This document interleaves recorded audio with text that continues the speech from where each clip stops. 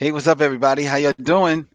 Welcome to the Micheaux Mission, episode 201, 200. We haven't officially started yet. We're waiting for Vince to chime in. Ariell Johnson, our very special guest. As you can see, she's trying to get things all set up, as it were. For some reason, I don't know if she looks like she's on an angle to you, ladies and gentlemen. She looks like she's on an angle to me. You know what? I'm going to go in the Facebook group, and I should be able to see it. Hold on. That's the whole beauty about streaming live to Facebook. You're supposed to be able to see it on Facebook. So let me go there to the Facebook group and see if I can see us. La da dee da da da la da dee la da da. Um,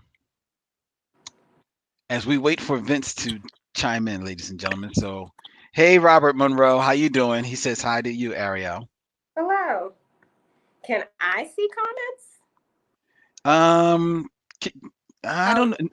well, I can, but I have to go to this. I have to actually open it. It's like it doesn't just show up in the window. Oh, okay, okay. Well, that means that we are streaming, so that's a good thing. And okay, and you do look right in the stream. I just looked in the stream, and in the stream you do look right, so that's fine. So as long as you look fine in the stream, that's gold. Okay. So you just look weird to me, but Okay. so we're just waiting for Vince to chime in, ladies and gentlemen. Um, Robert Monroe has asked the question whether or not Nobody's Fool, the film that we will be reviewing tonight, will be the first Tyler Perry film that Len will like. That's why I people are doubt Lynn likes this movie, that's but why it's people are but I tuning would in. I think it's probably I've not seen Acrimony, but I'm gonna guess it's better than Acrimony. There weren't any real wig issues in this movie. Which was that other? What was that movie? And everybody was talking about the wig. Oh, that was the Netflix movie. That's the Netflix movie. Like the I forget, like the Bounty Will Break, or Hey, Watch My Bad Movie. I can't remember what the name of that movie is. Um, Can okay, I ask a favor real quick? certainly. My computer is acting like it has some sense. Can I switch or will that mess you up? No, if you well, you can switch. Go ahead and switch. I'll remove you from the stream, and Okay. then you can come back in. All right. So boom. So Ariel is. Oh, she's actually coming in on her computer. It looks like she's coming in on her computer. Um, but as you can see, ladies and gentlemen, we're still getting set up. So feel free to come on in. We're getting things set up, as it were. Ariel is getting things straightened up on her computer. It looks like she's logged in, but I don't see her image. So I don't want to pop her up until I see her image at least appear. And we're still waiting for Vince to get things straightened out on his end. He hit me up just now, let me know that he's trying to chime in now. So he should be coming in un momentito. Yep, there Ar- we go. well, Ariel, see, I see you, but I don't see your camera. Wait, there it is. There it is. And someone has advised that you need more light. They cannot appreciate your lovely beauty. You need front light. You need to be front lit, dear. I'm chocolate.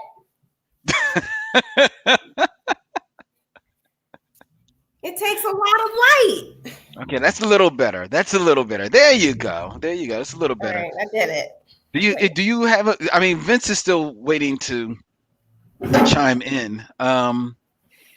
Do you have like a lamp that you can put in front of you? I'm gonna like try and Vince is texting me now. No, Len, I don't have a lamp. Okay, then that's I fine. don't know what Len thinks. Everybody doesn't have a home studio. I'm a regular person. Oh man, but now I can't get. Now I am weird. Wait, technology. You think like I'm turning into my mother? Just can't figure it out. Like, am I in the shop? Can you see me? Anyway. Vince is telling me that he's getting an error message. Oh, Better? that looks better. That looks Okay. better. So I Yes. took the back light off and now it's just the front light. Yeah. See now. Oh, now you look gorgeous. Well, She's like, well, that's what my mama gave me, bro. He gave me gorgeous. She gave me gorgeous. Okay. Okay.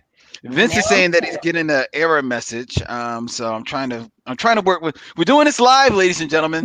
We're doing it live, and this is what happens. Technology.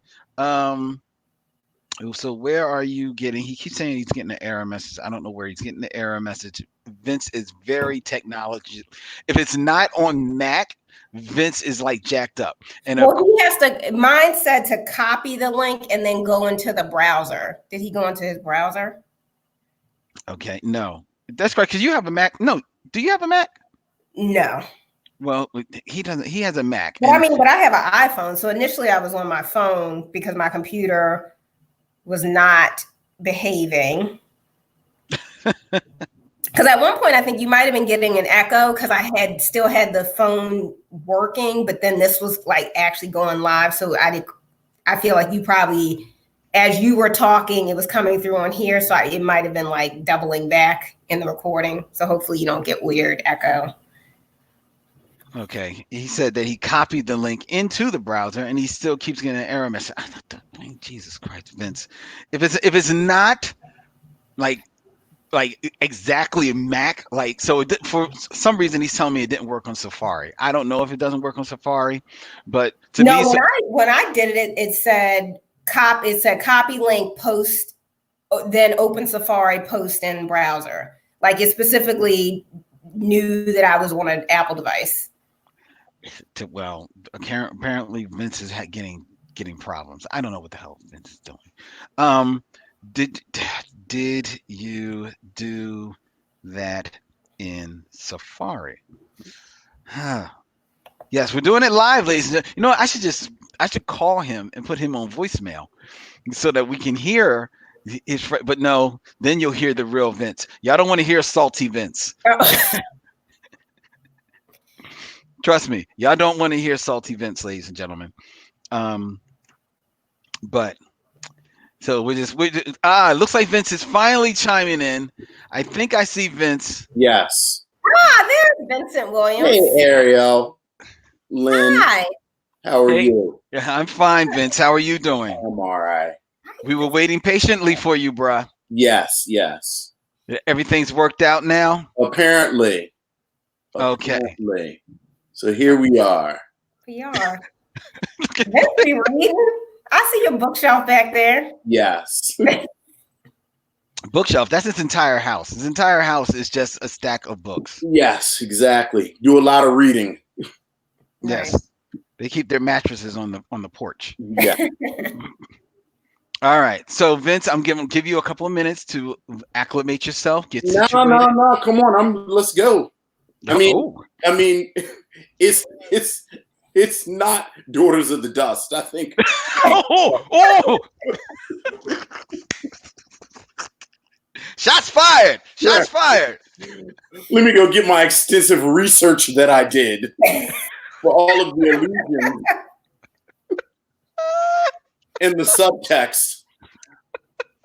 I brought some bell hooks readings to help inform my critique. Yeah, I think I'm good. I think this was my fault because I mentioned to Lynn, because I've watched this movie like multiple times during this quarantine. I don't know why. What? I don't know why, but I think it triggers me. And so I mentioned that to Lynn, and then next thing I know, I get, so, Micheaux Mission? I'm like, what? I can't wait to see what it triggers. That's what I want to know. I like how Vince is like legitimately like, what is it about this that you were like, that is a word. That like maybe I don't know you as well as I thought I did. Oh my God. That was my exact same thought, Vince. I said, "Oh, we gotta have this conversation," Right. and I can't have it just myself, just me and her. I said, "No, I gotta bring Vince on this." Right. I'm sorry. So now my ulterior motives have been laid out because you said triggered. I was like, "Yeah, we gotta do this." What does it trigger exactly? I don't know. I just just get so angry with the main character. So I don't want to. I know there's a rhyme and reason to Micheaux Mission. So you and Lynn gotta have y'all gotta go way back and discuss the things that y'all discuss. So I'll save it. But yeah, just like I don't know, something about the main character just like rubs me the wrong way. Okay. To the point where I had to just keep watching the movie. I was like, I gotta watch this again because like what I'm trying to figure it out. I don't know. Okay. All right. This is gonna make for an interesting conversation. Yes, it is. Definitely. All right, so we are off and running, ladies and gentlemen. Welcome to the Micheaux Mission, 2 men, 1 podcast, every black film ever made. My name is Len, aka the Bat Tribble, and as always, I'm joined by my partner. Hey, this is Vincent Williams. Tonight, ladies and gentlemen, we are reviewing from 2018 Tyler Perry's Nobody's Fool, starring Tika Sumpter, Tiffany Haddish, Omari Hardwick, and Whoopi Goldberg in a romantic comedy that was suggested by me by way of our very special guest. Right. Don't tell people I said don't need to talk about this movie. It was more a personal journey. And then Lynn bring it out into Yeah, this made her take a long walk. Right. It's Ariell Johnson, ladies and gentlemen, of Amalgam Comics and Coffeehouse, the only comic book store on the East Coast that is owned and operated by a black woman and a dear friend of the Micheaux Mission. Hey, Ariell, how you doing? Yeah, hey. Hi. Micheaux Mission, Len, Vince, and the missionaries. Hello. I'm also a fan of the show, so I'm also a missionary. Yes. It's always a pleasure to join you all. I think this is my 3rd time. I believe so. Yes. That sounds right. Yeah. Yeah. 3rd time. And I should let people know, and before I get text messages from my fellow tribbles, I will also let people know that Ariell Johnson is also a member of the Black Tribbles podcast that I do as well. She is a tribble. She is the uncanny tribble, if I'm correct. AKA Amalgam Tribble, AKA Bruce Leroy Tribble. Sure enough. Yes. Right. A lot of cross-pollination. That's what happens here. So we're going to get started. We're going to do this review. But as always, ladies and gentlemen, we like to thank each and every one of you for all of your feedback that you send us over all of our past episodes. This is episode 201. This is 201, Vince. Here we go. We are off and running. We are on the other side. On the road to 300. Yes. Next stop, Meteor Man. Anyway. Okay, so here's the thing, because y'all be making fun of that, and I know that's going to be the last thing you review. I would like to be there for that. I actually really like Meteor Man, but in my defense, I was a young child when that movie came out. We have lots of opinions on Meteor Man. They've just been erased twice, so now I'm afraid to say what my opinion of Meteor Man is. Yes. So on that last episode, it may just be you, so that it can actually get right, so it actually go through. All right, let's. We got some emails, Vince, that we need to review. We got an email from Andrew Strachan, and I may be pronouncing that wrong. That name incorrect. I apologize. Strachan. Hey, Hi. Andrew. Hi, guys. Congratulations on 200 episodes. Thank you. I just wanted to drop you a quick line to say how much I enjoy your podcast. I started just listening by dipping into episodes about films that I watch to get another take on them. Then I started listening to episodes about films I had considered watching to see if they were worth diving into.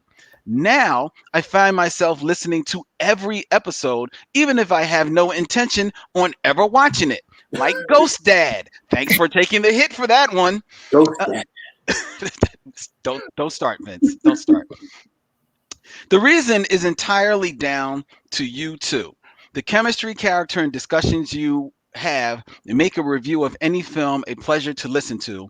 I will continue to listen to each new episode as they come out, but will be particularly excited when you get around to the Disco Godfather, which With so much revived interest in Rudy Ray Moore after Dolomite Is My Name, which focuses almost entirely on his first two films, it would be great to hear your take on his message movie. That message being, someone should have told Rudy not to make this.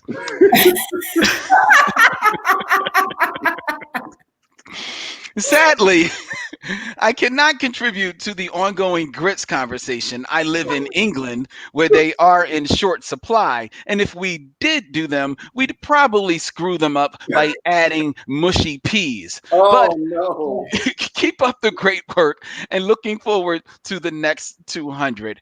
Andrew. Thank you, Andrew. Thank you. And we will get to the. It was the Avenging Disco Godfather over here. Maybe in London they dropped the Avenging. Yes. He's the Avenging Disco Godfather. Maybe in London they said, "Oh, just get it over with." The Disco Godfather. Ariel, I'm curious. Have you, before Dolomite Is My Name, or even maybe only with the film, were you a fan of Rudy Ray Moore and his filmography? Well, I know of Rudy Ray Moore by way of Ghostface Killer. Okay. Oh, wait a minute. Was it Ghostface? No, Dirty. Yeah. Hey, Dirty. So, and he used clips from that movie. So my generation, I was in high school when that came out. So I had two friends who were like on the road to be comedians, and they made things that were not funny. Okay. So after that came out, they were like renting all of these Rudy Ray Moore videos and like watching them and then doing their own commentary. So I have like a very fond memory of those movies, the ones that I've seen, but not because of the movies themselves, but because of my friend group and their shenanigans. Yeah, so it's funny because I think I talked to you about Dolomite Is My Name because I didn't know how to judge that movie because I was like, was he really over the top like that? Or I don't know. It was just, I had no context even for what I was watching because even the real story was bizarre. But, but at the end of it, because Dolomite was such a over the top character, I expected him to personally also be like that. But he seemed like he was a real down to earth guy. Not even like not a player, that it didn't seem like he was doing all the things that his character did. It was just that was what he portrayed in the film. So I don't know. So I am just at a loss, and I'm, I feel like I can't really speak on it the same way that you all do because I didn't really experience it in real time, I guess. So I'm just trying to catch up. So I don't know. Hey, pump your brakes. We didn't experience it in real time. Well, realer time than me. Was that the 70s? Isn't that your time period? Oh boy. Oh, okay. Well, I hope you're enjoying your last time on the Micheaux Mission, Ariel. We have another email, Vince, from Aaron Fry. Hey, what's up, Aaron? Since the involuntary staycationing, I've done a lot of rewatching of DVDs, and I just finished The Prisoner. Nice. This needs a reboot as a 10 or 12 part limited series on a streaming platform starring Idris Elba as number 6. The number 2s should all be top tier talent. What do you think, guys? What do you think about his recasting of The Prisoner, Vince? I actually disagree. I think Patrick McGowan and the 60s when it was made are such an integral part of what made it work that every time they mess with it, it just pales in comparison. They did reboot it they tried to reboot it in the with like the early 2000s. You remember that? I do seem to remember something like that, and it not going over very well. Right. It's sort of like the Avengers. Like I think there are some things that are very era specific. Avengers, a television show, the English television show. Right. That's true. And I because I actually think that the Prisoner, the TV series, which was good, I think it was a little bit ahead of its time. Yeah. And when it came out like in the smash boom era, and like it just it didn't work. It didn't work. But here's the thing: I like myself some Idris Elba. I do like the brother. But does he have to do every black English joint? Or like, if we're going to reboot every English joint and we're going to put a black man in it, does it have to be Idris Elba? I actually, if you were going to reboot The Prisoner, I would say I would get Daniel Kaluuya. I think he would be great for it. Okay. He would You be know what? great. I think to turn all of this on its ear, I don't know anything about this, but I do have an opinion about British actors taking American roles. So it's like, Oh, just Jesus. yeah, get an American actor and let them do a British accent. Why not? Because they doing it. Daniel Kaluuya, I didn't even realize he was British. And then I was like, wait, what? I was like, they out here. Right. They in the cut. You feel like Darius McCray of Family Matters fame would probably bring some levels to this. Are you being no. serious? No, I'm not being serious. Okay, He's absolutely not being serious. Hey, checking out the Facebook comments. Thank you, each and every one of you that are checking us out. Jay Webb hit us up and said that he actually has a friend who was in Rudy Ray Moore's Human Tornado. Nice. And Robert Monroe, who is a wealth of knowledge, as we have learned here on the Micheaux Mission, has pointed out that The Prisoner was in fact a sequel to the British TV series Secret Agent. Now, Robert, is that canon? I know people have said that, but I don't recall anyone actually saying that is actually canonical, that it's a sequel. The Secret Agent, of course, being the show that Patrick McGowan starred in before The Prisoner. Well, he will let us know, Vince. Yeah. We also heard from Sarah Elkins. Hey, Sarah. At Configures on Twitter.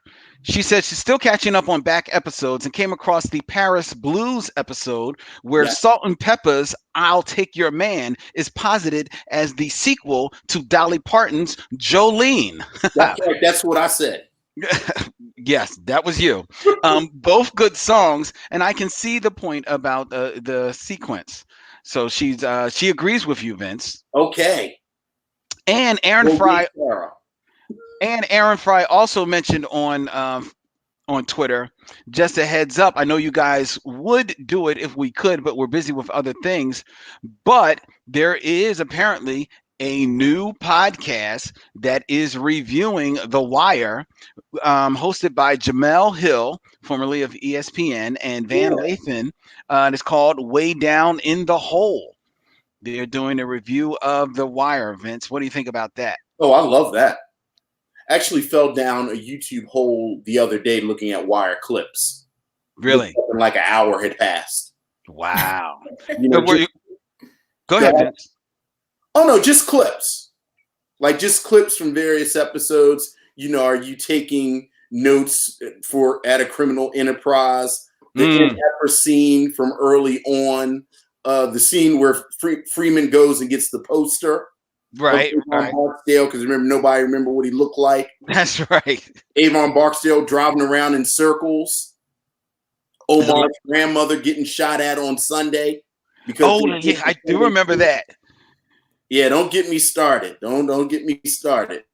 Somebody said that The Wire is the best HBO show ever. I'll even do better than that. I have a book that is listed as the best TV shows of all time. 2 TV critics sat down and broke down what they've considered. They actually ranked them, and The Wire, I believe, ranked at number 3.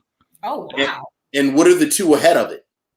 The only 2 shows ahead of it were the Vince, now you're going to make me want to go get the book. I believe it's The Simpsons, and it's not The Sopranos, because The Sopranos, I think, were number 5. Right. I think it may either be The Simpsons and Cheers, and then The Wire. Interesting.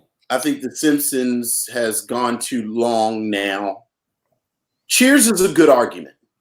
Yeah. As Yeah. the best, I mean, I like Cheers. I would not make an argument that it was the best TV show ever. Oh, I think The Wire is better. I think The Wire is the best, but Cheers is a good argument. Just the ensemble and from beginning to end, the quality. Okay.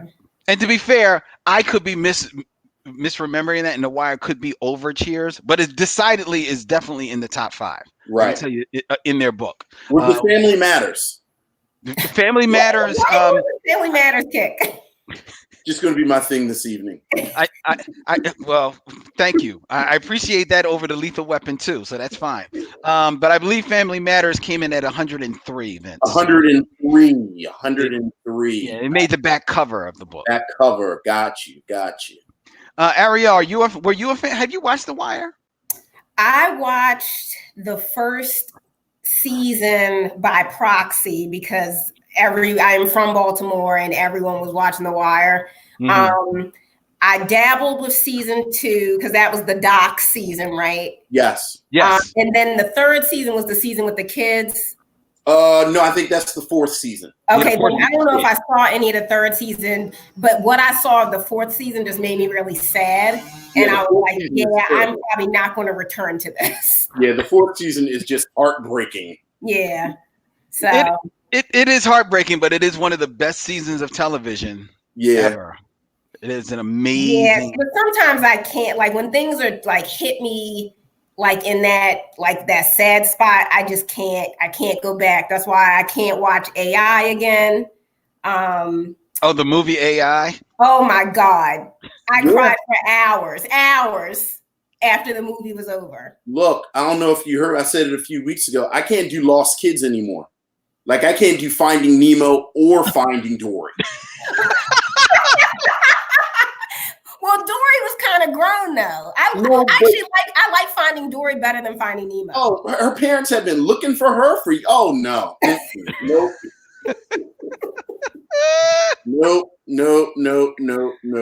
That man lost his son in Finding Nemo. It was 2 hours of him trying to find his son. Nope, not me. I'm not signing up for that. It was rough. I get it. It was rough. They both were tearjerkers. I will give you that. We're here, ladies and gentlemen, to review Nobody's Fool, which is written and directed and produced by Tyler Perry. And we've done a few Tyler Perry films on the Micheaux Mission, but this is the first one that we're doing with Ariell Johnson of Amalgam Comics and Coffeehouse. Ariell, where do you fall on the Tyler Perry barometer? I mean, I have seen a few of the Medeas. I think. Have you enjoyed them? I think I like Medea's Family Reunion. Okay. I do remember having a warm spot for that, but that's really it. I mean, they're all kind of over the top. So I feel like in some cases, if you've seen one specifically of the Madea films, you've kind of seen them all. But wait, so Family Reunion, that was the one that had Blair Underwood as the abusive husband, right? I think so. He got the grits. Yeah. Yes. Yeah. So that's the one that is the one I liked. Other than that, not really. And honestly, I didn't even realize this was a Tyler Perry film until it got to the end. And I was like, Tyler Perry Studios. Oh, really? I didn't know that. Yeah. I did not realize that. So, I mean, but I respect the dude. I respect, what he's doing, what he's been able to make happen. So I'm not going to knock him. Right. Mm-hmm. But I do feel like, he can kind of just be kind of one note in his films. Okay. Not a lot of layers there. So I feel you. That's kind of ironic considering what we're watching tonight. I know. We'll wait for I don't know what it is. It doesn't make sense. I recognize that it doesn't make sense. I was like, this shouldn't be hitting me like it is. But it is. I don't know. This is your Finding Nemo? Well, actually, my my Finding Dory, because Finding Nemo, I fell asleep on that. Oh no, that did not hold my attention at all. But I love Finding Dory. I don't know why. Once again, Really? Wow. I recently I mean, probably within the last few months, rewatched both of them, and I I was bawling all over again on those movies, man. Yeah, I don't know what it is. Finding Nemo could not hold my attention, but Finding Dory and recently because of Lynn, I watched Inside Out. Inside Out, which was very good. Yeah, that's really good. I mean, they're all good. Yeah. Yeah. But I Pixar likes to pull at your heartstrings, and once I heard that Inside Out was kind of sad, I said, "Oh no," because they're not gonna get me on some up stuff. I'm in there thinking I'm gonna see a house flying with balloons. 10 minutes in, the man's wife died. I said, "What?" I said, "Pixar, you ain't right." Up is terrible. I had to go out in the lobby and call my wife. Somebody in a Facebook group said that my kids weren't as traumatized by Finding Nemo as Vince was. That's probably for the best. That's probably for the best. Because I don't. I don't understand it, but God bless you. All right. But real quick, before we get into this, I think some people might be interested because we're all alone together. We've all been self-quarantining, self-isolation, the whole country, and that's the reason why Vince has agreed to, because it's all about Vince, ladies and gentlemen, has agreed to do more Facebook Lives because we want to give you people like a little bit extra. Yeah. But some people might be interested, Ariell, as a small business owner, how have you been doing with this self-isolation, with basically the government being shut down? How are you doing? How are you holding up? I think I'm holding up okay. Personally, I am an introvert, so the first 2-3 weeks of this, I was like, yeah, this is the life. I could do this all the time. I was born into this. I was born for this. But no, I think, of course, like as a business owner, it is stressful because everything's up in the air, everything's changing. Initially, they were saying like 2 weeks. So I think originally it was about 15 days for the quarantine, and then that got extended. And now they're saying May, or the president's saying May, but the governors may decide something else. So I don't know. I'm just trying to kind of take it all in stride. Trying to figure out a plan because I do want to, keep my employees safe. So I'm, applying for all these grants and funding opportunities that they're having to kind of help businesses pay their employees. But even so, I don't want to do that in a way to put my employees in danger. I want everybody to kind of stay home, stay safe. And then, we'll emerge when all this is said and done. Because as much as I love comic books, I can't justify it as essential. It's like, I don't want anybody getting sick so somebody could read the next Batman. It's like, stay home, we'll figure it out.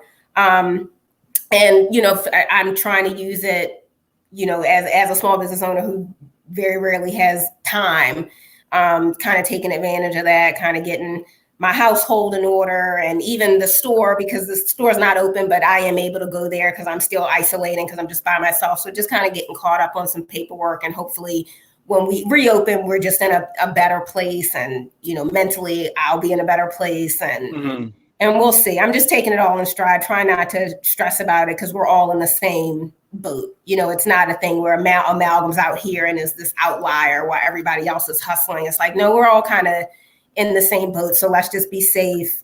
And I figure, if we're all actually following these stay-at-home rules and all that, we can be back to normal sooner. I don't, my fear is that, especially with our current leader, that they might rush things, and then 6 months from now, we'll be back in our houses, and I would rather just let's get it done so that we can kind of return to some semblance of normal, because I do really think a second wave of this is not going to sit well with people's just even psyche. It's just different. Yeah. I feel like you don't want to talk to anybody. You're like, get away from me. I think it is kind of changing us socially. And so I think to have to go back to that down the road might really be detrimental to us as a society, Well said. Well said. I appreciate that. And I also, Oh, um, Vince, you want to say something? No. I'm always about the business of business. Now, is Amalgam still selling gift certificates? Oh, yes. Thank you, Vince. Yeah. Yeah, so Yeah. in the meantime, you can support Amalgam by going to amalgamphilly.com, and you can just buy a gift certificate that gives us some funds in the meantime to kind of keep things afloat. And then when we open up for business, you have that credit to use to actually redeem and buy books and things like that. So thank you for that, Vince. Yes. Yes. yes, and also there are some comic book companies. One TKO Comics, I know that are actually still selling their books online and have give you the option of selecting your favorite comic book shop, such as Amalgam Comics and Coffeehouse, where you can do the purchase there and they'll split the proceeds 50-50 with that comic book shop. So Yeah. I actually bought 3 trade paperbacks that came in the mail today that I split the profits with Amalgam Comics, and I'll invite all of you to do that type of stuff for whatever the local comic book shop is in your area, because me and Vince are big time comic heads and we've Right. repped for Amalgam before, so we will do it again because Ariel told us to. And you should rep for the comic book store in your neighborhood as well, ladies and gentlemen. Okay. Anything else, Vince? No. I think that make sure we get that out there. Most definitely. All right. Let's get to our review of Tyler Perry's Nobody's Fool. Now, ladies and gentlemen, you're looking live. If you're listening on the podcast, Right. this is the moment where I was spliced in the trailer. Right. But Y'all we're not going to. So we just gonna sit here for a second. Yes. No, usually, actually, if you really want to know, see how the sausage is made at this point, Vince starts singing a very foul mouthed ditty using the title of the song and as many different words for flatulence as he can come up with. It's He, true, I do. he does it Interesting. Yeah. every show. Every show. I am so tempted to put it at the beginning or the end of one of our episodes. Right. But Vince, he makes sure, just like a politician, right before he starts singing, is like, "We're not recording, right?" We're not And then, recording. This is off the record. and then I can't use it. So Right. Vince, the English professor, knows what he's doing. That's right. Okay. Man, I wish I could be a fly on the wall because I've seen the sausage get made and I've never seen that. No. Oh, Vince. No. Vince don't act up in front of guests.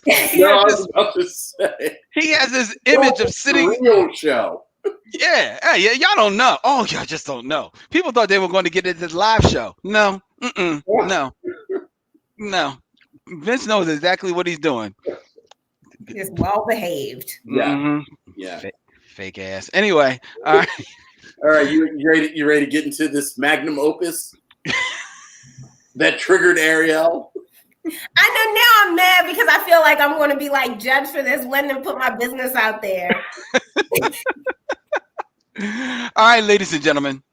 Nobody's Fool is a 2018 American romantic comedy film written and directed by Tyler Perry. It stars Tiffany Haddish, Tika Sumpter, Omari Hardwick, Makad Brooks, Amber Riley, and Whoopi Goldberg, and follows a recently paroled woman who tries to help her sister with a man who may be catfishing her.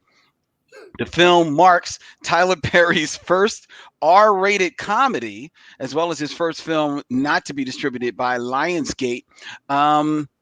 It opened November of 2018 to negative reviews, despite some praise for Haddish and Goldberg, and it will go on to gross $33 million worldwide, making it one of Tyler Perry's lowest grossing films ever.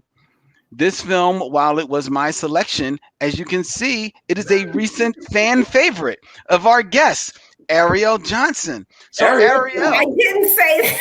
I'm going to kill you, Len. Ariell, please tell us, what was it about Nobody's Fool that struck you in your feelings so very deeply that you felt triggered by it? I am just getting into like some Tika Sumpter stuff. Like I watch Mixed Dish, Yeah. which I enjoy. And so I was like, oh, okay, when I'm, we're stuck in the house. So I'm watching movies that maybe I would not have necessarily wanted to watch before. And I was like, oh, Tika Sumpter, and I like Tiffany, I'll check this out. But I found Tika Sumpter's character, Danica, aka Danica, which I think is hilarious. Yeah. So that was the first thing first of all, that's the first thing that made me laugh, because I was like, oh, a black girl named Danica, because that's my niece's name. And then, but if you watch the movie, Tiffany Haddish's character, who is her sister, doesn't call her Danica, she calls her Danica, because she said, that's what mommy named you, but the spelling, I'm sure, is the same. So that made me laugh, because I was like, are there white people out there looking at my niece like, is your name Danica? And it's like, it's just Danica, don't be extra. But the answer to that, trust me, is yes. I just think it's funny. It's like, I now want to ask, it's like, Danica, have you ever been called Danica for no other reason than people just assume like that? It can't just be that. And you're going to trigger her, and she's going to go running into her room. But I found her character so unlikable. Like, I do not like her, and I think I have an issue with the fact that she wins at the end. It was like, what? I would have left her in that rain. It's like, good day to you.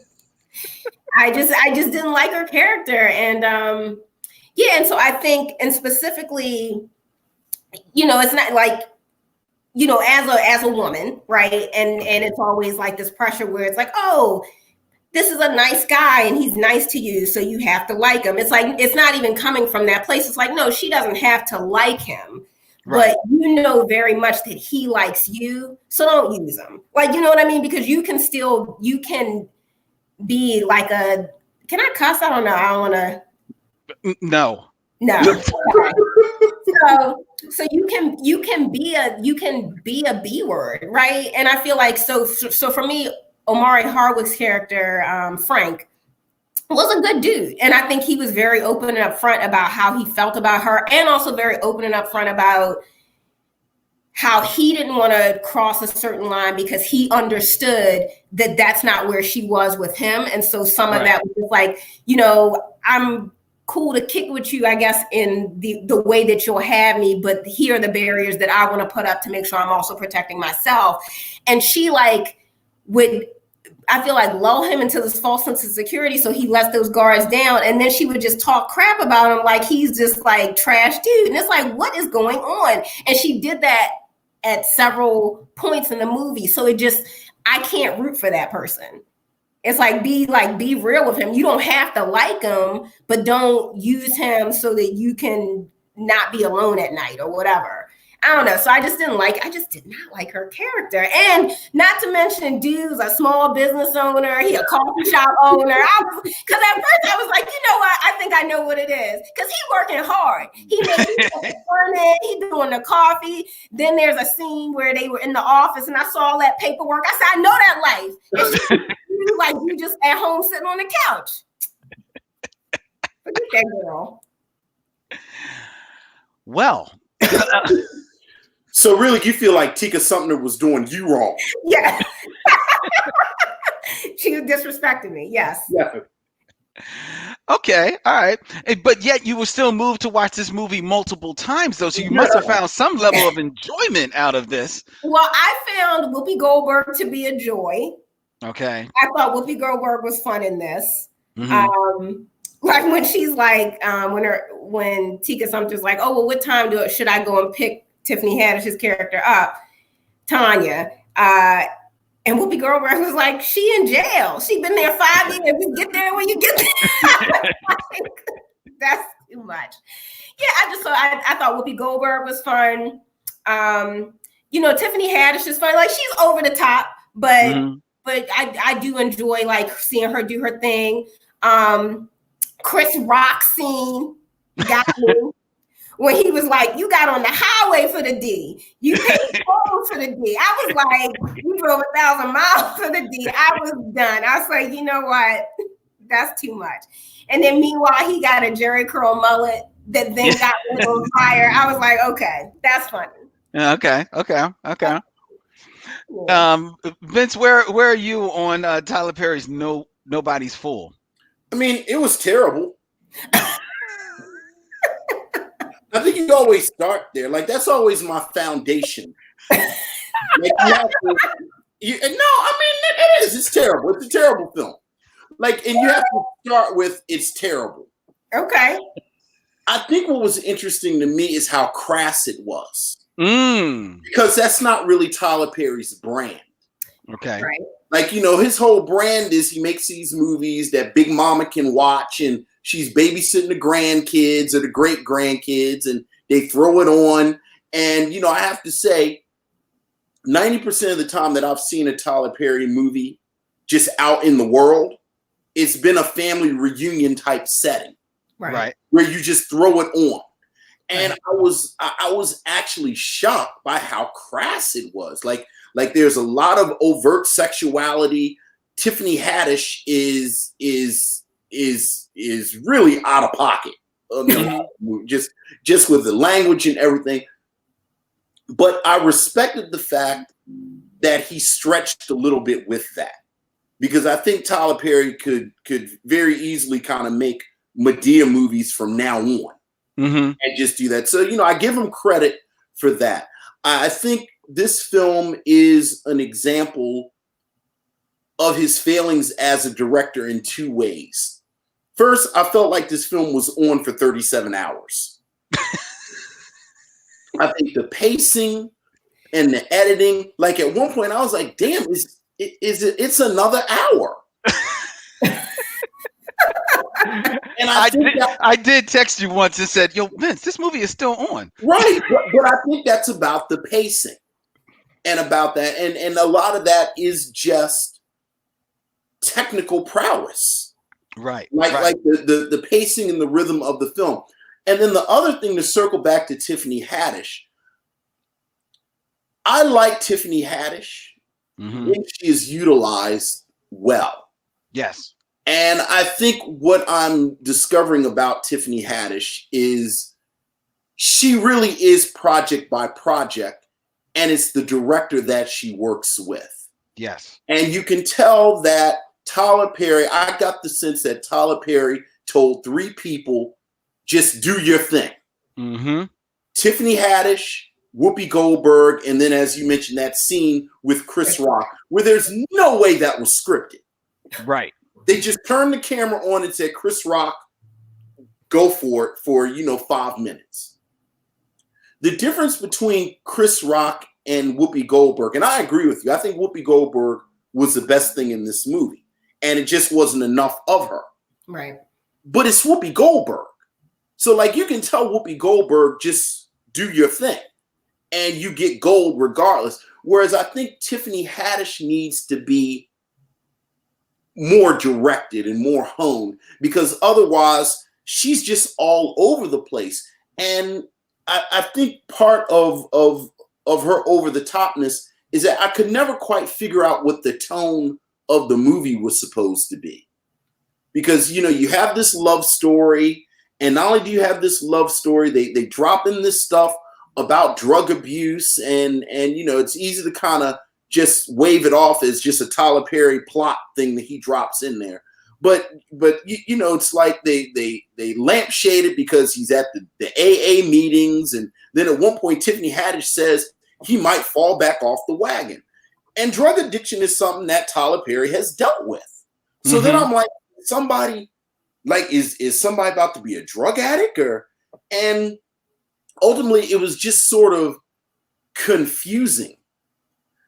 I like Tika Sumpter. I think you make good points about Tika Sumpter being unlikable. But I think if you look, again, Tyler Perry, you got to look at Tyler Perry. I think to a project, professional Black women in Tyler Perry movies are always unlikable. Yep. So can I ask, because I can't remember, was Taraji P. Henson's character unlikable? In Acrimony? Acrimony? Trigger word. Well, first of all, she wasn't a professional Black woman. Like I'm talking, like I think she may have been a housewife the whole time. No, she was working. Remember, she was working like 9 jobs for the bruh. I was about to say, right, but she wasn't, she wasn't Gabrielle Union and Daddy's Little Girls. Okay. She wasn't Kim Elise. Mm-hmm. In what was it? I think that's Medea's. Is that Medea's Family Reunion? No, the first one, Diary of a Mad Black Woman. Yeah, Diary of a Mad Black Woman. Yeah. She's not, she's not Sharon Leal in Why Did I Get Married or any of these ones. Like he always has these very unlikable professional black women who turn down their nose at working men and just the whole shtick. So that I agree with you. I actually said at one point while I was watching, because I'm a Tika Sumpter fan. Like I love me some Tika Sumpter. But I actually said Tika Sumpter ain't that damn cute. like she was talking real slick to him, and I was like, Tika Sumpter is cute. She ain't that cute for her to be talking that crazy. But I don't know anybody that's that cute. But look, if you a black woman with a college degree in a Tyler Perry movie, you are an unpleasant human being. Like that's just who you are. Or if you're not an unpleasant human being, and Dominique in our Facebook group says that yes, Tika's character is so rough because that's how Tyler Perry sees professional women. If you're not an unpleasant human being, you can be prepared that sometime in that movie to have a takedown, because that's what happened in famously, Vince, in your favorite Tyler Perry movie. That would be Tyler Perry's Temptation, a film by Tyler Perry. Yes, that happens to Journey Smollett's character in that film. I agree. I did not like this film. There are technical reasons that I don't like this film, which show his failing as a director, and I'll speak to them a little bit later. And you definitely, Vince, spoke of how he just misuses Tiffany Haddish. I think, be myself, while you say that it's a stretch for him to do this R-rated film, and maybe it was intended to be R-rated, but I have a funny feeling that he gets Tiffany Haddish onto this film. He knows that everybody knows Tiffany Haddish is like a lot of comedians or very vibrant comedy stars right now. If you get them in a film and let them go, they will go. You know what I mean? So Tyler Perry never has shown of having the most deft hand as far as pulling a performance out of an actor. I can see him very much signing on Tiffany Haddish, especially in 2018. She's still in the Tiffany Assance, and everybody is on her top. So he locks her down and just saying, baby, I wrote this film for you. You go, you do whatever you don't like, rock and roll. And giving her that license and knowing how she gets down, well, this film has no choice but to be R-rated, because you know how Tiffany Haddish is going to get down. You know what I mean? So I don't even necessarily know that he made the stretch to do an R-rated film, right? And the shame of it is that there's two shames of it. One is that Tiffany Haddish has shown herself in other works, such as TBS's The Last OG, that TV series, or in the movie from I think just last year, The Kitchen, which wasn't a big success, but she's shown that she is, when moderated properly, you can get a very mannered performance out of her. You know what I mean? And considering that this character, the film is sold on, this movie is about this woman who goes pick up her sister who's just getting out of prison, and her reacclimation to life is throwing all type of hazards into her life.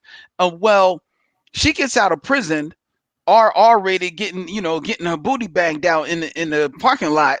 Is that a technical term? It was in the liner notes. Is that a technical term? Booty banged out? So she's doing that, but then within 10 minutes after that, she's got a new wardrobe, and walking on her way to get coffee, she gets a job.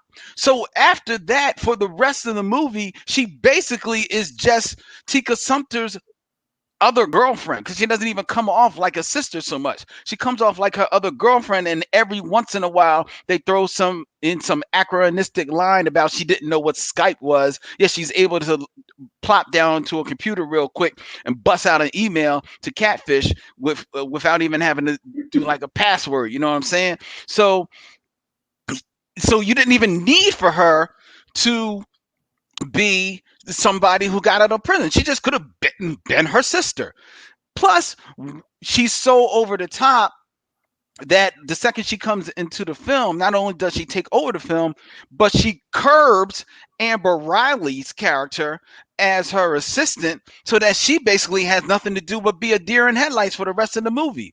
And every once in a while, and by once in a while, I mean maybe once or twice, come in with some expository line to catch the audience and Tiffany up on what's going on in Danica or Danika's life, you know? So that was a failing of this movie. And Tika Sumpter, who you both have said has shown chops, and it's probably earned her way to being the lead in this film. And then you put her in the lead in this film that tonally doesn't know what it wants to be, and then you don't do nothing with her. You don't do nothing with her but build her up as just like she's a professional woman. You don't show her exhibit any type of true acumen at her profession, you know, just like most Tyler Perry movies. You know she's professional and successful because somebody has said, we know that you're successful and you're professional, not because of what we see her do. You know what I mean? Drinks a lot of is Amber her real name? The actress who played the friend? Amber Riley. Yeah, that's her real name. That's her real name. Yeah, because at one point she even says in the film, like, "Oh, your sister makes 6 figures." Right. But you don't really see her like. But when we see her, she almost losing her job. Right. Exactly. The partners have to review. I've been suspended. You know what I mean? And if you really pulling in 6 figures, even if you have one flub up, I doubt that would be enough to make the partner say that's exactly. Exactly. You're not walking out with your with the cardboard box after, you know. Look, we don't want to go down the well-traveled road of my favorite Tyler Perry dissertation. Tyler Perry has no understanding of how life works. Like Tyler Perry watched Boomerang and he took some notes and said ad agency, people work. Like he looked at somebody and said 6 figures. That's a lot of money, right? Is that a lot of money? Is that how that works? Is that a lot of money? 6 figures? Is that a lot of money? That's a lot of money. The man lived in a car and then he was a billionaire. That's true. That's true. He's never had a regular job. He don't know how none of this works. She's good at it. 6 figures? Is that money? Is that how much people make? 6 figures. Give me this big ass. Is this big? Put another room on it. Right. Yeah. So I mean, it's a shame on that level. Then you get somebody like Omari Hardwick, who has a lot of charisma. And I'm not talking about just a good looking guy, but he's shown that he's a man of, has a lot of charisma, lights up a screen if you give him the opportunity to light up a screen. And yet you have done absolutely nothing with him. The script says that he has this interesting backstory because he went to prison and, was dealing with alcoholism or some type of substance abuse and everything like that. The script tells us that, but nothing about him in the film tells us that. In fact, when he actually sits down to tell her his story, if you listen to it, he BS's through the story and never tells exactly what he did. He just basically, I fell into the wrong type of crew, but and he didn't have a daddy. And I didn't, and I didn't have a father, I didn't have no daddy. The typical grown up. I didn't have a father, but Now I've got a business and I'm here. Are you serious? Are you serious? That is, mind you, all of that is the first hour of this. Doesn't need to be this damn long movie. You know what I like? You know what I like though? Because it's the same thing. You know, it was like it's on an hour, and at that point they had gotten together, and you know it's going to be a complication. Right. I was like, well, what is the complication going to be to break them up? When the catfish boyfriend turned out to be real, I thought that was hilarious. I thought that was the most soap opera-y twist. Yes. That I actually gave him credit. I said, I love a stupid twist, and he gave me a stupid twist. See, and then it was Black Jimmy Olsen. Yes. Yes, Mekhi Brooks from CW Supergirl. It's not a bad twist. It didn't make any sense. No, I did have, I mean, you know, again, we're speaking in context of this film. I did think that the catfish thing was kind of silly and that she was riding so hard for a dude she never met. Like for a year. Yeah, and not seeing other people, and even at one point they're like, you know, I guess pillow talking over the phone, and she was like, "Oh, don't say anything else. I'm so horny." And it's like, yeah, because you've been dating this man for a year, but you never seen him. Like it's strange to me. It's like I don't even understand what conversation we're having. Like I feel like even if you want to, you know, be phone pals with this guy, like that, you don't stop your life for some dude you never met because he works on an oil rig. Like that sounds crazy. Like, sounds like somebody who doesn't know how people date each other. Right. And then it's like, and again, for her to be like this intelligent professional woman, she's got all this stuff going on. It does not make sense to me that that's the woman that would be sitting around waiting for this man to call her on the phone. No, it doesn't. No, it doesn't at all. Not some dude she never met. Like, you know what I mean? Like, again, I see you getting caught up when you're actually in a relationship with somebody. A phone conversation is not a relationship. Right. And mind you, while she's doing that for this year, she's turning her nose up at a man who owns his own business, can afford to give her a free coffee and a flower and he could not afford it. He was putting himself out there. He couldn't afford that. Okay. But you know the profit margins ain't like that. Giving away flowers and coffee. Either way, he's doing that every day for a year. Meanwhile, you've been talking to a boy for a year can't get a reliable Wi-Fi hookup. It's almost like somebody who wrote it doesn't know how computers work. Because I'm telling you, look, you don't have to be a black woman. You don't have to be a black woman making six figures to realize that if this dude can't get his Wi-Fi life right in a year so that he can see me, then he's not at my level. Right. Why am I wasting time with this bruh? I'm not saying necessarily that makes you run to Coffee Man, but it definitely makes you say, yo, have fun on the oil rig. Yeah. I see you at the gas station. Right. Yeah. Yeah. Yeah, I mean, I guess so my thing for, again, once again, it's like, it's never so much that it's like I necessarily wanted her to want to be with him, but it was just like, but just everything about it was just, that's not how you treat people, especially when somebody who's been decent to you, it's like he didn't gave your sister a job because he knows it's like she not gonna be able to just go out there and get a job as an ex-convict. So here, you know, I'll hook you up, I'll do that. So then you don't then, after sleeping with this man that you know likes you, then tell your friend, I never want to see him again. And then he was cracking me up because he was like a fox. I said, why was he always in the room? He around the corner when she stepping out. He in the shadows. Even when she came in the house that last time, and I forget what they were talking about, but she had said something about him, and he walked out like I was just getting my stuff. It's like, why are you a ninja, sir? What did you come in here? I said, she just need to stop because he just be in the corners, in the shadows. Like, oh, I couldn't find my keys. It's like, why are you in here? It's dark. And make some noise when you move. You should have put a bell around his neck because he was always like, dude,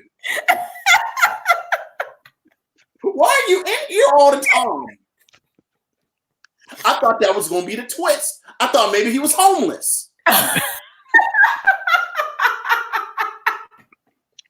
It wasn't no twist.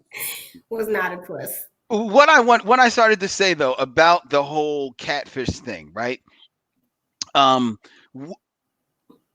agree. I think the whole twist that the catfish was real was silly and comes out of left field. It especially comes out of left field because it comes within the last half hour of the freaking movie, right? Mm-hmm. But if we buy the premise that she was so enamored with this dude for a year, right? For whatever, this dude was gassing her up like a mug for a year, right? And then after she thinks that it's not real, she finds out that, oh my God, he actually is real standing in front of me.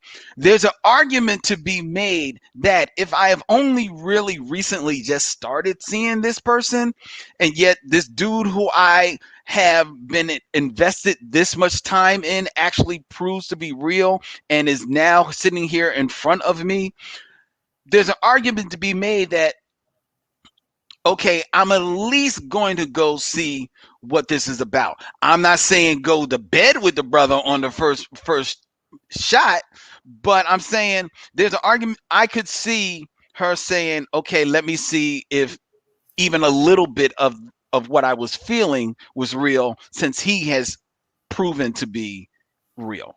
And I understand that argument. If you've invested yourself emotionally, even in someone you haven't met for a year, that if you get the opportunity, you want to see that through. But I think so. Again, being an adult woman and being, again, just kind of where she's supposed to be in her life, I feel like you're going to have the conversation. Like, look, because I've invested time in this, I just need to see so I can be sure. I think you can say that. Or at the very least, if you want to dip and do dirt, don't have dudes show up at your job, which is next to the coffee shop that the dude you are with owns. And well, she didn't know, but she didn't know. He found that out. He found out where she was. No, because like he comes to her the first time and he finds out, but then she reaches out to him and said, well, let's go get lunch. And he meets her there for lunch. Oh, you yeah, could have met him at the restaurant. You could have met him on the other side of town. You don't tell dude to come to your job knowing that your job is next to where your other dude is. Like if you're trying to be sneaky about it. You know what I mean? That's true. Other thing, when they went as a woman, 2 seconds into like them getting downstairs when they're about to go, and when he leans in, it's like, you soulmate or something. I was like, oh no, get away. I was like, cornball alert, let that go. And I find it hard to believe that you've been talking to this dude for a year and he never gave you any cornball vibes, but then within 5 minutes of talking in real life, he is like a different person. Nobody's phone game is that strong. I'm sorry. Nobody's phone game is that strong where he has never dropped whack hints in the course of like your year-long phone conversations. It's almost like somebody wrote the script who doesn't understand how phone conversations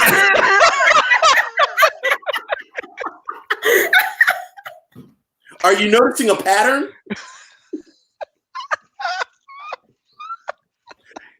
Tyler Perry doesn't know how any of this works. We don't know how any of this works. Oh, man. Oh my God. It's all really quite ridiculous. Again, I don't know why. Yes, the question begs, why then did you watch this film on repeat? Now we've been quarantined for what now? It's been at least a month, right, Vince? Yes. Yeah, almost.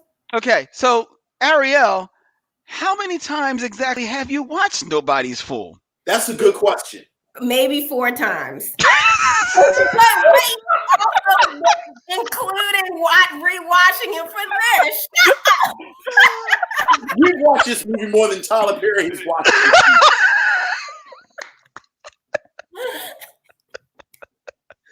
That is terrible. And why are you doing that to yourself? I don't know what I'm trying to get out of it. I think part of me is just trying to make sense of it all.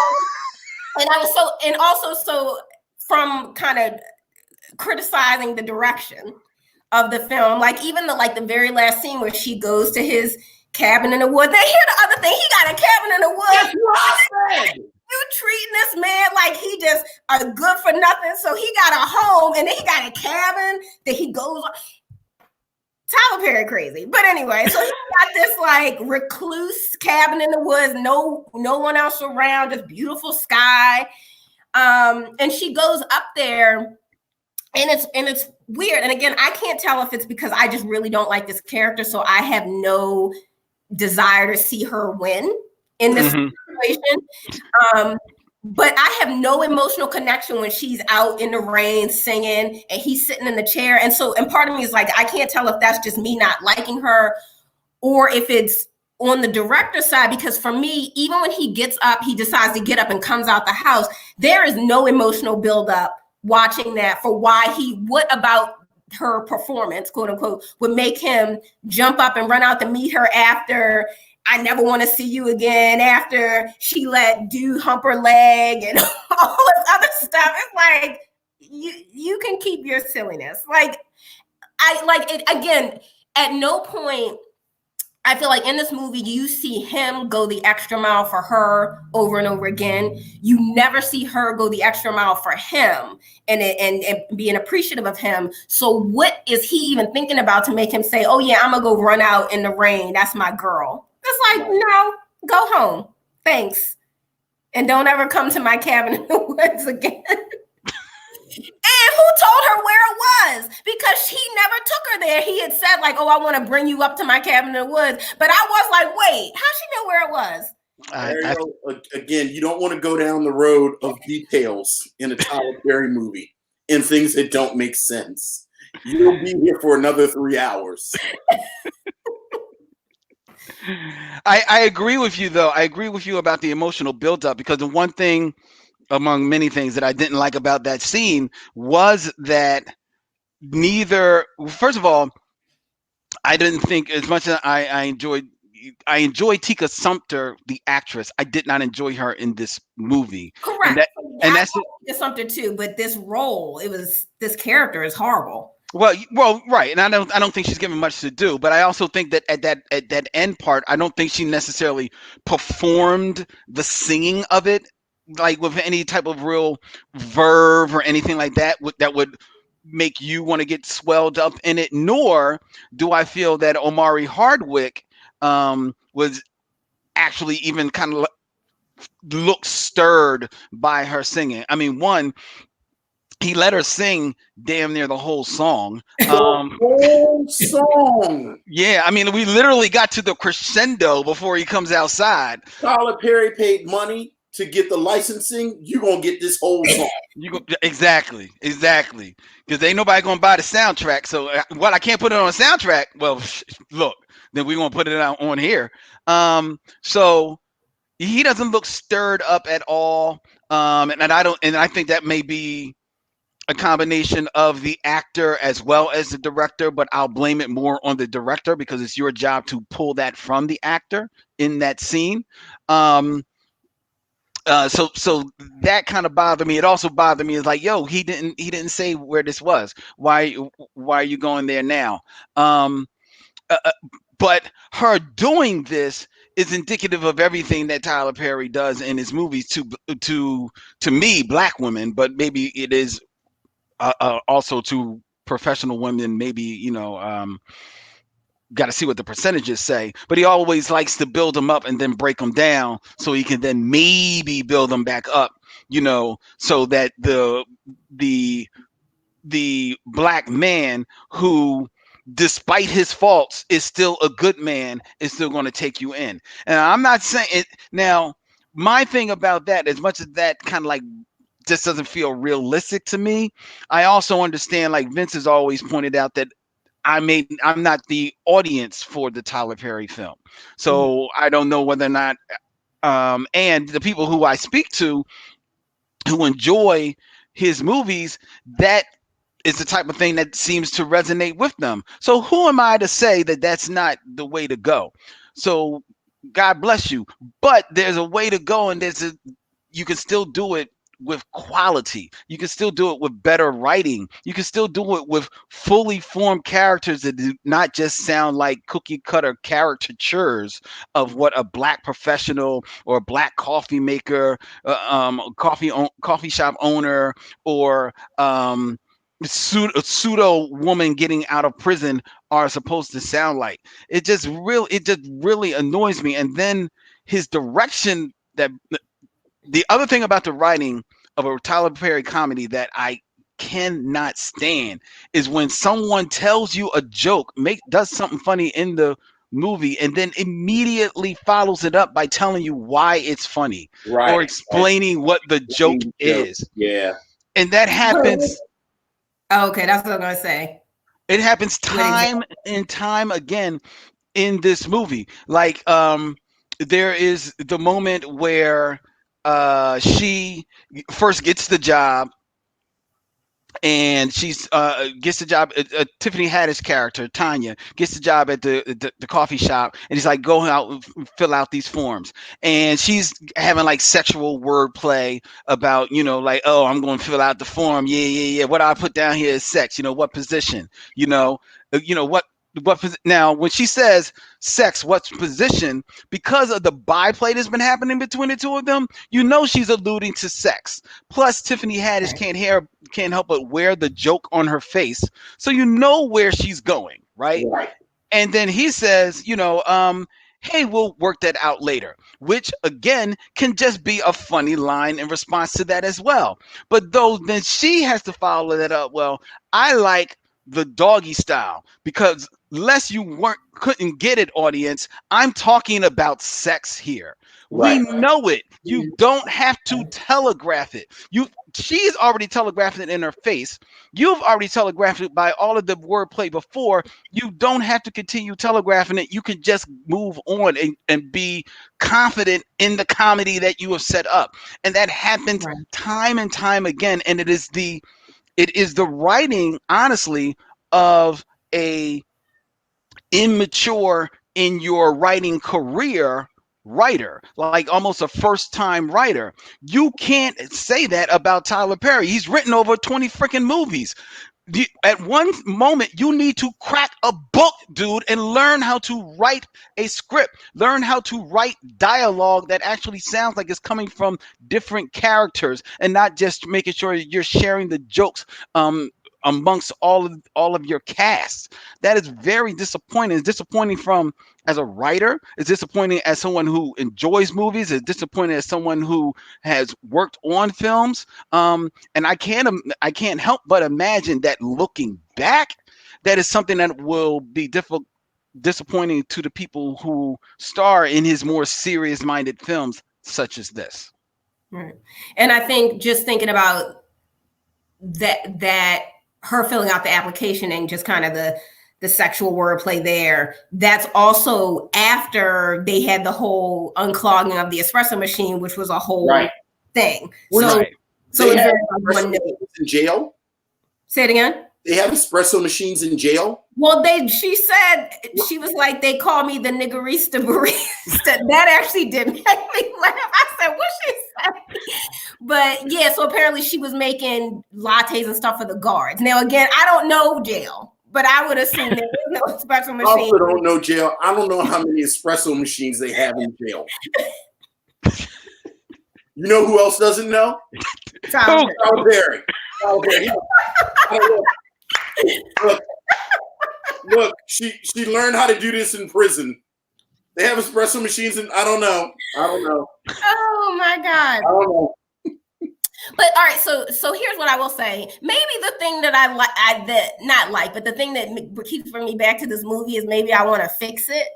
Because I see what could have been fun, because even like the relationship between Frank and Tanya, especially knowing that he likes her sister, so potentially this is her future brother-in-law. I actually like their relationship. Like when he was like, well, I'm gonna go check on her, and she's like, that's a B move. And then she is like, I'm trying to turn your B switch off or whatever. I just thought that was like fun banter between, even though that's her boss and coworker, whatever you want to call it, they're also on a road to become something more, like to become family. So I liked the chemistry between those two characters, like even in the car where she was like, going to go down on him. And then she was like, why won't your car let me? Yeah. I actually think they have more chemistry than a and he like genuinely laughs at that because he just like, this girl's silly. And, and I really enjoyed when they're together. Yeah. More than his connection with Tika Sumpter, because that felt really cold. Yeah. I was hoping that Tika Sumpter maybe ended up with Black Jimmy Olsen. And then no, I mean, I don't like her, but nobody deserved that. I mean, that was a mess. He was tall. He was tall. And I mean, he's handsome, but that can only take you so far. It only take you so far. You gotta have some swag, some finesse, some personality. He was horrible. And the fact that would have come through over the phone. Right. Because all you have is the talking. It's not like, but the way he walked, you ain't never seen him walk. You never seen him. You're right. It don't make it sense. It didn't make any sense. You've watched it 4 times. So. I've watched it 4 times. And I think also even that last scene, it does irk me because in my mind, I'm like, well, how could that have played out where they could have built up that emotional piece? Like, I was like, maybe he shouldn't have been sitting in a chair for as long as he was. Like, at some point, he should get up. Like, even if he get up and went to the door and looked at her. And looking at her, right? Right. Like, but she keeps singing anyway, despite the fact that he just closed the door in your face or something. It just, I don't know. I wanted it to be more. Maybe that's why I'm watching it. Because I think, well, maybe this time it'll click. It'll click for me and it'll all make sense. Lucy pulls the football away every time. Yeah, I don't know if you're aware of that. I'm learning. Okay. All right. I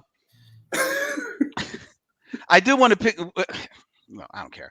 I do want to put out one other thing directionally that bothered me, and some people will say this is a nitpick, but it is. As you're known to do.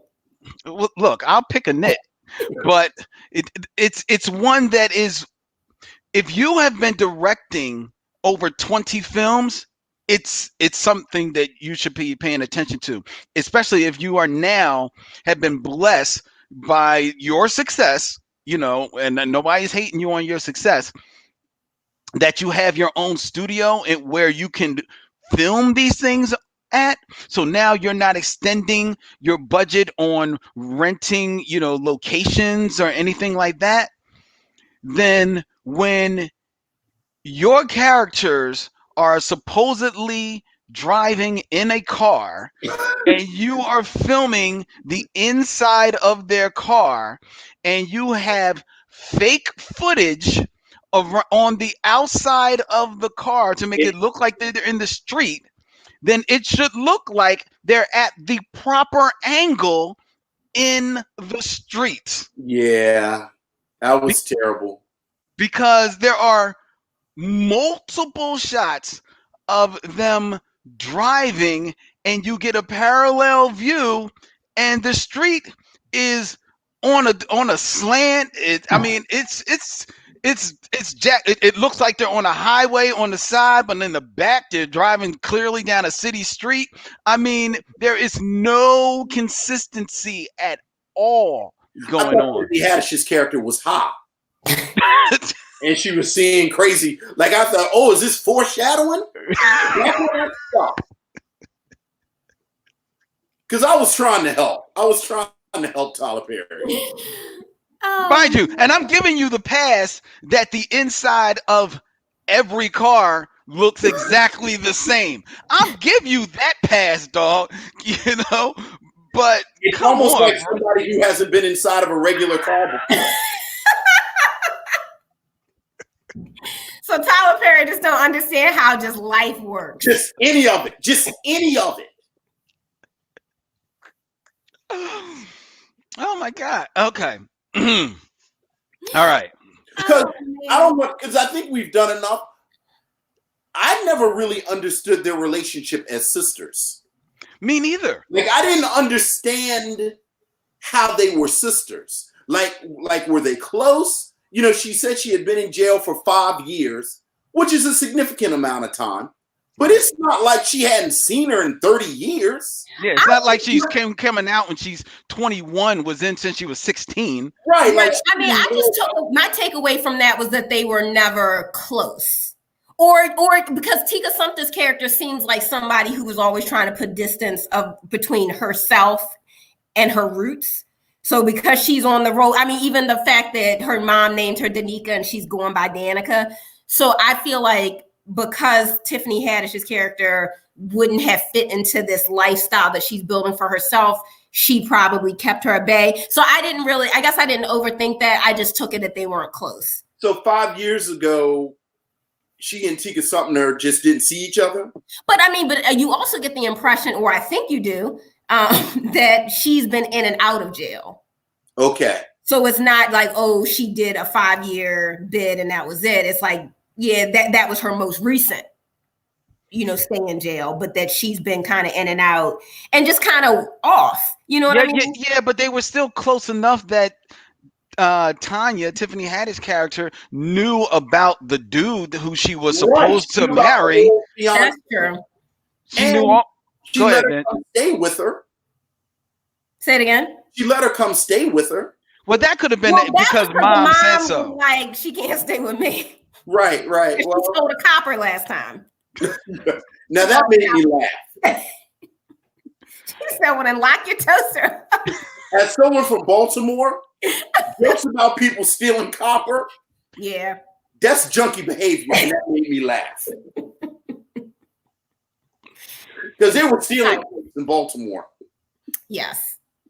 That's true. Yes. All right. Well, the time has come. Ariell, survivor of 4 viewings of Nobody's Fool. Obviously, you're somebody's fool. Whatever, Len.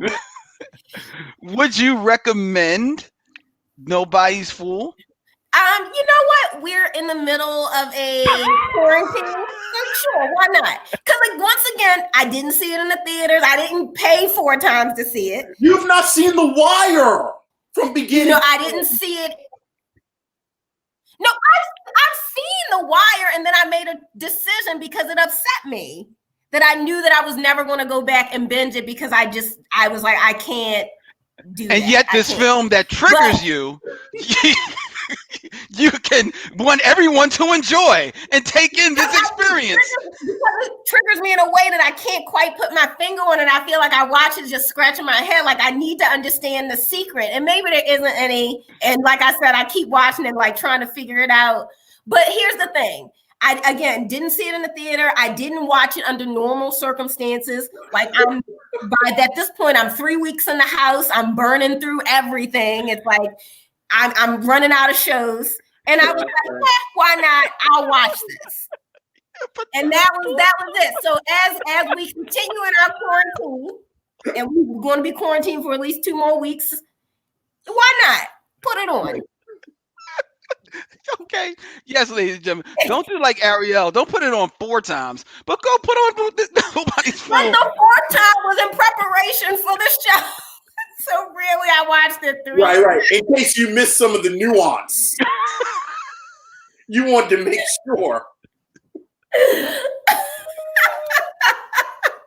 In the latter half, you'll notice that his lighting choices are a visual metaphor of the sunset of their relationship. Oh my God. Okay. All right. Well, that's 1 vote. Vince, would you recommend Nobody's Fool? I'm going to say no. Okay. However, That's fair.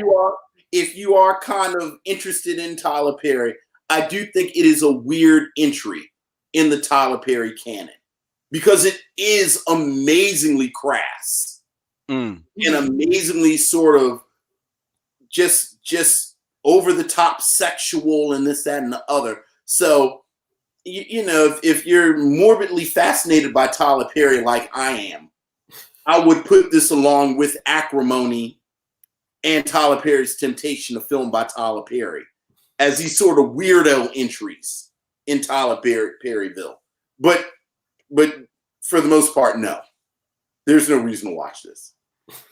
Okay, well, I'll have to second that emotion. No, there's no reason to watch Nobody's big Fool. surprise there, Len. Don't you be a fool, ladies and gentlemen. Don't see Nobody's Fool. If you're a fan of Tiffany Haddish, then trust me, she's all over the place. So she'll show up on your screen sooner or later. Check out the 2 seasons of the OG from TBS. She's very good in that. And go watch The Kitchen, which is streaming as well. That was a very slept on film. Go check that out. If you're a fan of Tika Sumpter has done a lot of good stuff. She actually, I think, played Michelle Obama in that movie about their first date. Yeah, their first date. What was it? Something happened in April or something. Something South Side with You. I think maybe the title. Yeah. So she was in that film. She was in this film, The Oath. She's done good works in other things. And Tika Sumpter's not in The Oath. I think that's Tiffany Haddish. Oh, the Tiffany Haddish. I'm sorry. I didn't like The Oath. Couldn't even get through it. It was all right. It's better than this. That's what I will say. Well, I didn't even finish watching that one whole time. I've watched this 4 whole. You watched this 4 times. Yes. Yeah. See, but you blew your credentials when you said you didn't finish The Wire. So like everything else is suspect. Okay. I'm from Baltimore. I don't need to watch The Wire. I lived it now. Well, that is a Baltimore thing to say. I don't need to watch The Wire. I live The Wire. Right. And when The Wire came out, it was my freshman year in college. So I went to college here in Philly, went to Temple. Without fail, every time somebody, oh, where are you from? Because you're a freshman. It's like, oh, where are you from? Where are you from? Every time I said, oh, I'm from Baltimore. Oh, you seen The Wire? It's like, okay, calm down. Get out of my face. All right. And maybe some of my Wire issues also come from that. Okay. Maybe. So yeah, ladies and gentlemen, you'll find other things to watch. Go rewatch Power. There you go. You can get your Omari Hardwick fix that way. All right. Before we talk about what's happening next week, ladies and gentlemen, Ariell, if people want to get in touch with you, to say, oh my gosh, she was so much fun on the Micheaux Mission, where can they find out more about you and get in touch with Ariell Johnson? So if you want to check out Amalgam Comics and Coffeehouse, we are located at 2578 Frankfurt Avenue in Philadelphia, in the Kensington section of North Philadelphia. When the quarantine lifts, you can follow us on social media at Amalgam Philly. That's AMALGAM PHILLY. We are on Facebook, Instagram, and Twitter. You can also email us at info.amalgamphilly@gmail.com. If you just want to connect with us, you want to know about comics, hosting an event, all that good stuff. If you want to follow my own personal misadventures, you can follow me on Instagram, Wind_Rider, RIDER 83. Thank you so much, Ariell, for taking the time to do the show with us. And thank you for being a longtime dedicated fan of the Micheaux Mission. We really appreciate your patronage. Oh, absolutely. Yes. I love the show. Like, even though y'all made fun of me on here, I'll be back. And I'll keep listening. I mean, you watched this movie 4 times. We don't. But in my defense, especially because y'all just like ripped a part of my childhood out of my heart when y'all did Breaking and Breaking 2. I can't tell you how many times I watched Breaking 1 and Breaking 2. I have it on VHS that was taped back in the 80s, like one of them old Kodak tapes. I got the transition song that takes you right from Breaking 1 to Breaking 2. I can do the dance scenes. Y'all tore apart the combat battle. Like, I didn't know if they was going to fight or they was going to dance. It was like, that was iconic. Okay. I still want Kelly's green bikini top thing, whatever she had on. Anyway, I said they sitting up here disrespecting my movie, but that's all right. That's fine. That's okay. I'll still come back. Well, thank you. We appreciate that. Thank you. And before we tell you what we're going to be reviewing next week, or Vince tells you, ladies and gentlemen, we invite you to send all your feedback. Email us at the Micheaux Mission at gmail.com. You can like and follow us on all the social media at Micheaux Mission. Micheaux is spelled Micheaux. Please join the Facebook group where our Facebook live stream happens right there in front of all of our missionaries. And thank each and every one of the missionaries who has chimed in and have been watching during this very special presentation. We really appreciate it. These are the crazy days right now. I like to call these the now days. We don't know what's happening tomorrow, but the now days are upon us. And me and Vince have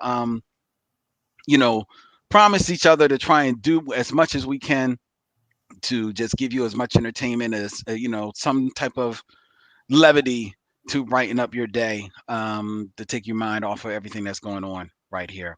The Micheaux Mission is available as a radio show every Saturday at 1 p.m. on WPPM 106.5 FM, Philly Cam, People Power Media here in the city of brotherly love and sisterly affection. And also you can wake up with the Micheaux Mission every Monday at 9 a.m.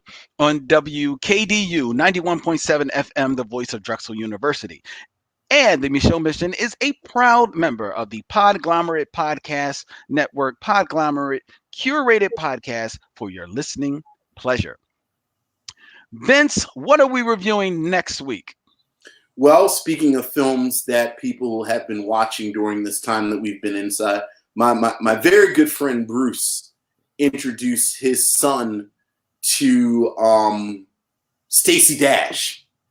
And his son is 15 years old. So this 15-year-old young man saw Stacey Dash for the first time. And of course, many of us have been 15 years old and seen Stacey Dash for the first time. But then Bruce had to break his heart and actually tell him about Stacey Dash.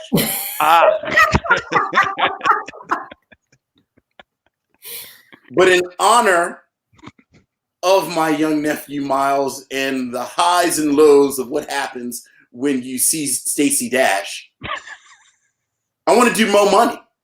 We're going to do Mo Money.